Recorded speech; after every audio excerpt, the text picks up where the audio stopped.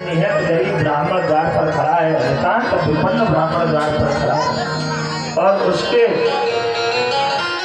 शरीर का जो हाल था वो बता दिया। धोती भी फटी है, कई जगह से दुपटी है और पाय पहनने की नहीं श्यामा। भगवान सुनते रहे, द्वार खड़ो तुझे दुर्बलई करहो चकिसो वसुधा विराम। भगवान सुन रहे हैं लेकिन पूछत दीन दयाल को धाम, बतावत यापन नाम सुधाम। जो सुधामा सुना मेरे गोविंद को दौड़ लगाते हैं और सुधामा शब्द सुनते ही आज मेरे गोविंद ने जैसे ही सुनते ही दौड़े चले आए मोहन, लगाया गले से सुदामा को मोहन हरे, लगाया गले से सुदामा को मोहन। सुनते ही दौड़े चले आए मोहन, हे हो लगाया गले से सुदामा को मोहन। सुनते ही दौड़े चले आए मोहन, लगाया गले सुदामा को मोहन हरे,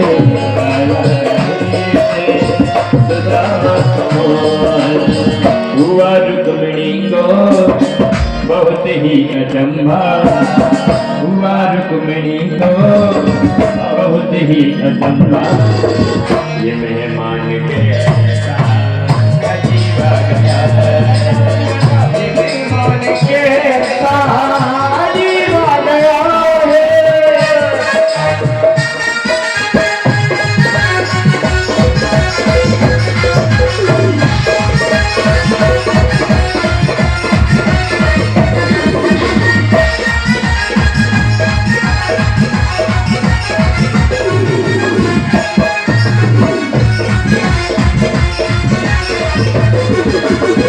बराबर पे अपने सुदामा बिठाए, चरण आंसुओं से श्याम में धुलाए, चरण आंसुओं से श्याम में धुलाए। बराबर पे अपने सुदामा बिठाए, चरण आंसुओं से श्याम में धुलाए।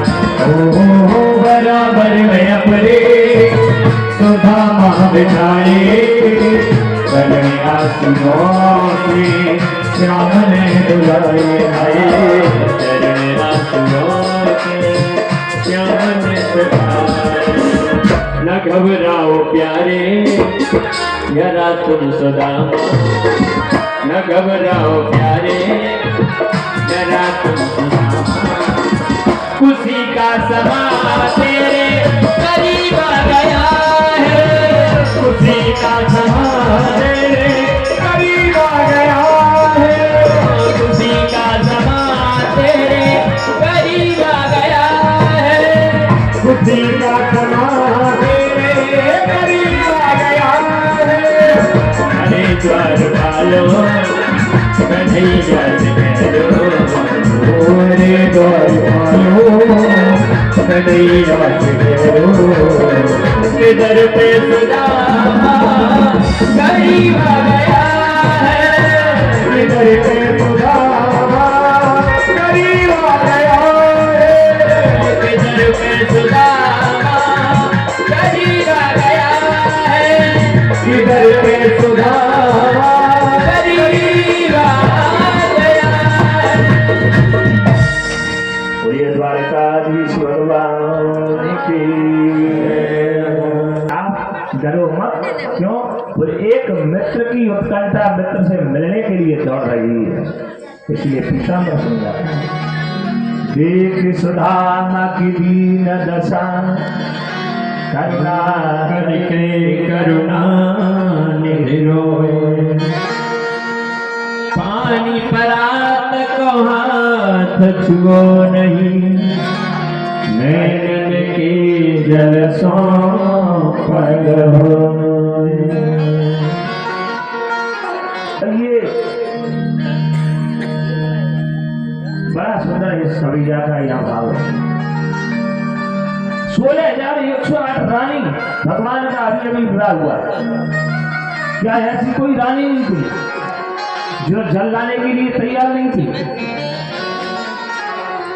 पानी पर हाथ को हाथ छुओ नहीं, जल रखा ना। क्यों? यह संतों ने बड़े भाव प्रकट की है। पैर में दर्द होता है बीमारी पड़ने पर, और उस बीमारी को अगर गरम गरम जल से धोया जाता है तो आराम प्राप्त होता है उस व्यक्ति को। भगवान ने देखा सुदामा के अनेक कांटे लगे हैं पैरों में बीमारियां पड़ रही हैं। इसलिए अगर मैं कहता हूं कि गर्म जल करके लेकर के आओ, और कोई भी रानी गर्म जल करने के लिए जाएगी और जब लेकर के आई, इतने में जो भाव है मेरे अंदर वो रहता है या नहीं रहता है? क्योंकि प्यारे, हर वक्त भाव किसी के अंदर एक जैसा नहीं होता है। जहाँ प्रेम और भाव जब उमड़ता है तो कुछ ही क्षण रहता है, वो फिर चला जाता है। इसीलिए यहाँ बड़ा सुंदर भाव प्रकट किया है आचार्यों ने। इसीलिए मेरे द्वारकाधीश ने देखा, बोले आंखों से जो अश्रु निकलता है वो भी गर्म निकलता है, और इस समय मेरे अंदर भाव प्रकट हो रहा है। इसीलिए गर्म जल की आवश्यकता नहीं है। इन आंखों की गर्म अश्रुपात से ही मैं गोविंद के चरणों को धो लिया है। पानी पर हाथ को हाथ छुओ नहीं, नहीं नदी की जल सो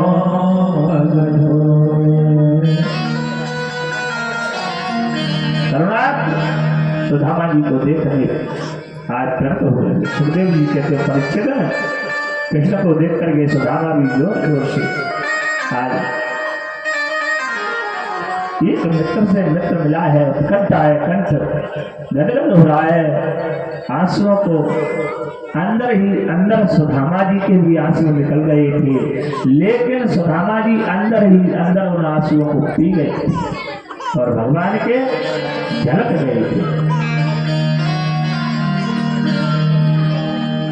अंत में भरा सुदामा जी को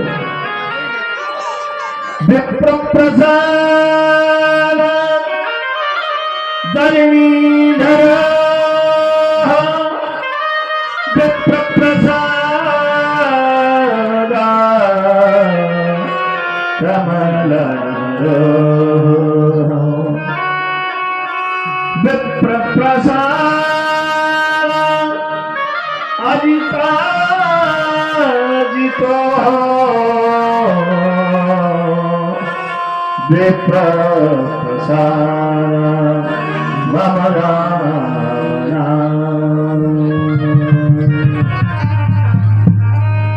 स्वयं ब्रह्म परमात्मा पूर्ण द्वारकाधीश कह रहा है कि आज मैं जो राजा बनकर के बैठा हूं ये किसके आशीर्वाद से? बोले विप्र प्रसादा धरणी धरो हम। मैं आज ब्राह्मणों के आशीर्वाद से ही यहाँ आपके पास बैठा हूं। विप्र प्रसादा कमला भरू हम, कमला कहते लक्ष्मी। मैं ब्राह्मणों के आशीर्वाद से ही, कमला माने में लक्ष्मी का वर्ण करता हूं। विप्र प्रसादा अजिता जितो हम, और मैं ब्राह्मणों के प्रसाद से ही, ब्राह्मणों के आशीर्वाद से ही अजिता जितो हम। मुझे दुनिया में कोई जीतने वाला नहीं है। विप्र प्रसादा मम राम नाम, और दुनिया में मेरा नाम का जो गुणगान हो रहा है, दुनिया मेरे नाम को ले रही है, वो ब्राह्मणों के आशीर्वाद से ही दुनिया मेरे नाम का उच्चारण कर रही है। ये भगवान स्वयं द्वारकाधीश यहाँ भागवत में सुदामा चरित्र में वर्णन कर रही है। इधर में सभी देख रहे हैं। कौन देख रहा है? 16,108 रानियां खड़ी हैं और क्या कह रही हैं कि मैंने न कृतम पुण्य जाने कौन सा पुण्य है इस ब्राह्मण का। भवदूते न भिक्षुणा श्रियाही ने न लोकेशुन गर्हितेन धमेन च। धूप से दीप से नैवेद्य से भगवान की सब पत्नियां आकर के बैठी हैं, भगवान के पुत्र पुत्रादि सभी बैठे हैं, सभी एकत्र होकर के विराजे हैं। सुदामा जी गोविंद ने पूछा कैसे हैं आप? सुदामा जी ने जवाब दिया गोपाल मेरे समान सुखी संसार में और कोई दूसरा नहीं है। बताइए क्या जवाब दिया? भगवान के मंत्री हैं, सेनापति हैं, सब लोग हैं भगवान के सामने बैठे हैं। सुंदर सुंदर 56 प्रकार के भोग बनवाए आज भगवान सोने की थाली में परोस करके। आचार्य सुखदेव जी महाराज कहते राजन, लेकिन सुदामा जी कहते हैं बोले ऐसे मुझे 56 प्रकार का भोग नहीं करना है। क्यों? ऐसा भोग पाऊंगा तो मेरी बुद्धि बिगड़ जाएगी, इसीलिए सूखे पिक्कर खा करके मैं तुम्हारा गोविंद का भजन करता हूँ। महाराज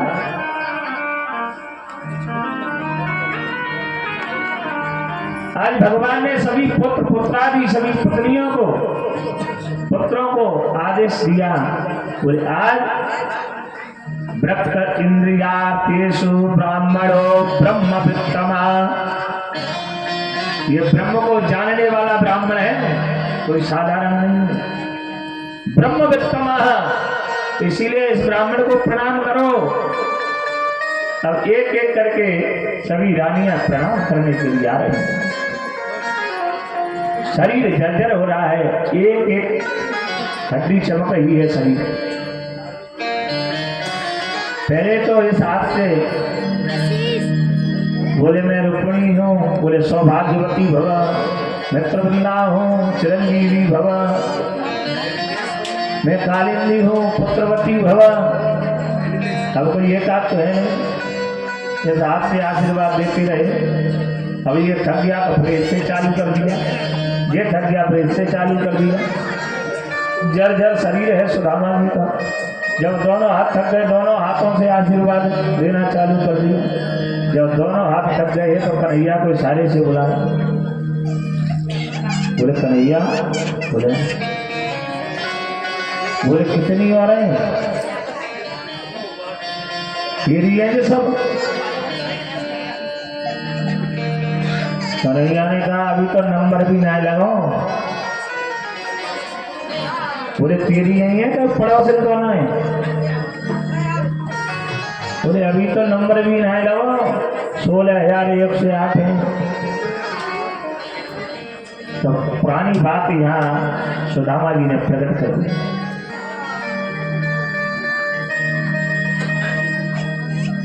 लेकिन सुदामा जी सुनना नहीं चाहते हैं पुरानी बात।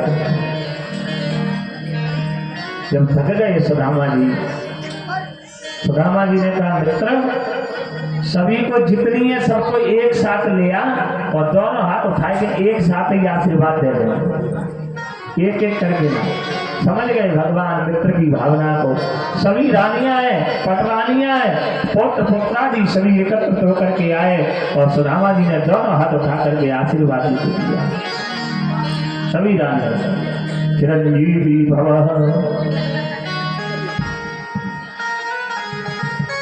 अब सुदामा जी से कहते हैं करिए अपि ब्रह्मण गुरुकुलाद भवता लब्ध दक्षिणा समावृतेन धर्मज्ञ मर्योडा सदृशी नवा। बचपन की याद आज कन्हैया ने प्रकट कर दिया सुदामा जी के सामने। बोले हम लकड़ी बीनने के लिए गए, गुरु माता ने हमारे लिए, ये अन्नप्राण की कथा है और यहाँ से गुरु माता ने हमारे लिए चना पोटली में बांध दिए थे। बेटा जंगल में जा रहे लकड़ी बीनने के लिए तो चना पा लेना। खूब जोर से बारिश होने लगी, अंधेरा हो गया। गुरुजी ने हमको रात्रि में ढूंढा, हम जंगल में ही रहे। और एक बात और है सज्जनों, बारिश होवे ना और उसमें आप भीग जाओ तो धूप ज्यादा लगे, हैं? लगती है नहीं? हमको तो लगती है, आपको पता नहीं। बारिश में भीग गए दोनों मित्र, सुदामा जी ने वो चले, धूप के मारे अकेले ही पाना प्रारंभ कर दिया। कन्हैया ने पूछा, बोले सुदामा जी ये आवाज काहे आ रही है, कट कट क्या हो रहा है? तो सुदामा जी ने कहा, तुमको मालूम ना है लाला कितनी बारिश हुई है, सर्दी के मारे दांत आवाज कर रहे हैं, दांत बज रहे हैं। तो ये कथा यही शिक्षा देती है कि कभी भी किसी का भार नहीं खाना चाहिए। हाँ, जिसका जो है वही तो ईमानदारी है। लेकिन चलो कोई बात नहीं है, भगवान समझ गए। एक बात बता, सुदामा जी दोनों मित्र हैं आपस में, बोले जैसा तेरा चरित्र और व्यवहार था वैसे अनुकूल तुझको पत्नी मिली या ना मिली? कभी कभी विपरीत हो जाता है, पति का चरित्र व्यवहार अन्य प्रकार का है और पत्नी का अन्य प्रकार का हो जाता है, ऐसे विपरीत हो जाता है। तो भगवान पूछ रहे हैं सुदामा जी से, तुम्हारा जैसा चरित्र था, व्यवहार था, वैसे था, उसके अनुकूल तुमको पत्नी मिली कि नहीं? सुदामा जी ने कहा, बहुत सुंदर पत्नी मिली, सुशील, उसका नाम भी सुशीला है और उसके गुण भी सुशील है। सुदामा जी की पत्नी का नाम सुशीला है। भगवान ने कहा, तुमने शादी कर ली, हमारे लिए पत्र भी नहीं भेजा, कार्ड भी नहीं दिया। अब यहाँ सुदामा जी ने जब आशीर्वाद दे रहे थे तो सुदामा जी ने कहा, एक बात बता लाला, हमने तो एक विवाह करो, ताकि कहीं तो उड़ानो दे रहे हो कि कार्ड भी नहीं भेजा और तुमने विवाह कर लिया। और तेरे जे जितने विवाह हुए मैं तो आशीर्वाद देते देते मेरी दोनों भाई भुजाएं थक गए। तेने एक आध में 16,108 विवाह की, एक आध में चिट्ठी पत्री कार्ड भेजा। द्वारकाधीश कहने लगे, बोले चिट्ठी कम छपती है, बोले जब डेट मंजूर हो जाती है। भाई फलाने फलाने डेट में, जनवरी में, फरवरी में, अप्रैल में, मई में कभी तो कार्ड डालो, और जिस विवाह की डेट ही ना हो उसका कार्ड क्या डालेगा?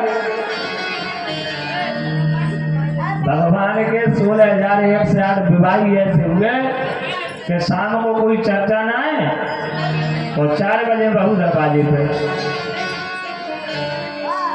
सब विवाही ऐसे हुए। बोले मित्र में चिट्ठी पत्री तो जब भेजता, जब कम से कम उसकी डेट मालूम होती, जब मेरे को मालूम ना है तो तेरे को कहां से भेजी? ये मित्र से वार्तालाप कर रहा है। भगवान पत्रम पुष्पम फलम तोयम यो मे भक्त्या प्रयच्छति। अब यहाँ कहते हैं,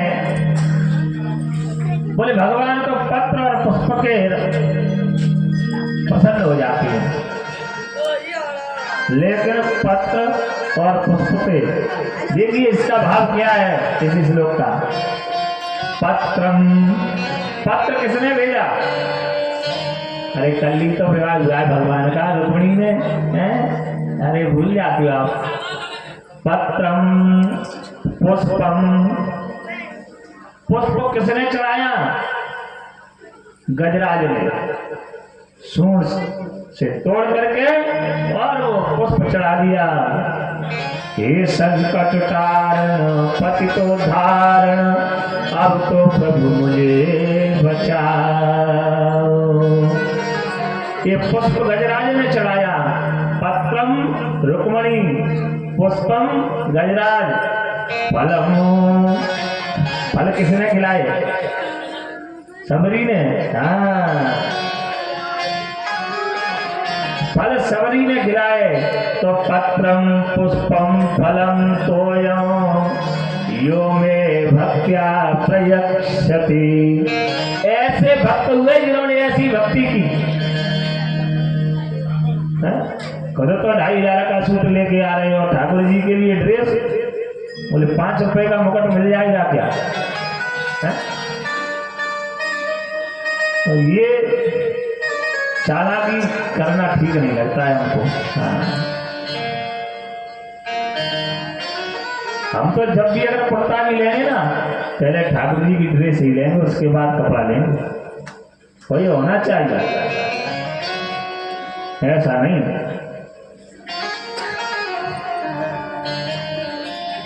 तो ये यहाँ यही कह रहे हैं कि यो में भक्त्यापेक्षति, ऐसी भक्ति होना चाहिए तुम्हारे अंदर। तदहं भक्त्युपरतमस्नामि प्रयतात्मना।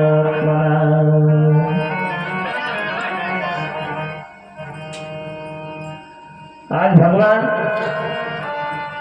ने चावल की पोटली को ऐसे ही देखा और देखते ये झटका मारा और तुरंत ही खींच लिया है।